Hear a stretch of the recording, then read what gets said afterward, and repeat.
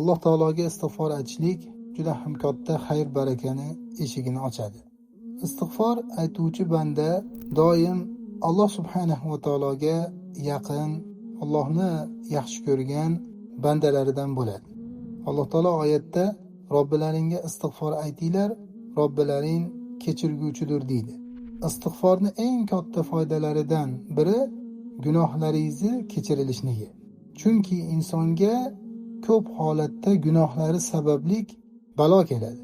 Gunohlari sabablik ishlaridan barakot ko'tariladi. Gunohlari sabablik farzandlarini yaxshiligini, unga yaxshi xizmat qilayotganligini ko'ra olmaydi. Gunohlar sababli ko'p muammolar keladi.